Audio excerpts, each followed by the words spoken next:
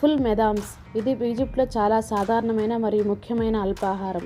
ఇది ఫావా బీన్స్తో తయారు చేయబడుతుంది మరియు సాధారణంగా నూనె, నిమ్మరసం మరియు మసాలాలతో తింటారు. కోషరీ ఇది ఈజిప్ట్ యొక్క జాతీయ వంటకం. ఇది బియ్యం, మక్రోని, కాయధాన్యాలు మరియు టమాటో సాస్తో తయారు చేయబడుతుంది. దీనిపై వేయించిన ఉల్లిపాయలు మరియు వెల్లుల్లి సాస్ కూడా వేస్తారు.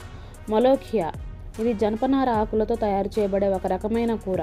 ఇది సాధారణంగా చికెన్ లేదా కుందేలు మాంసంతో వండుతారు. ఈష్ బలాడి ఇది స్థానికంగా తయారు చేయబడే ఒక రకమైన పిటా రొట్టె. ఇది ఈజిప్ట్ వంటకాలలో ఒక ప్రధానమైన భాగం. ఫలాఫెల్ ఇది శనగలతో తయారు చేయబడే ఒక రకమైన వేయించిన బాల్స్.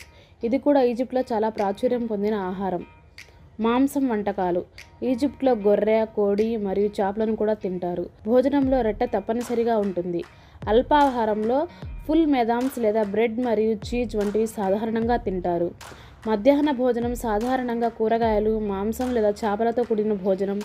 రాత్రి భోజనం సాధారణంగా తేలికగా ఉంటుంది మరియు రొట్టె, సలాడ్ లేదా సూప్ వంటివి తింటారు. ఈజిప్ట్లో టీ మరియు కాఫీ కూడా చాలా సాధారణ పానీయాలు.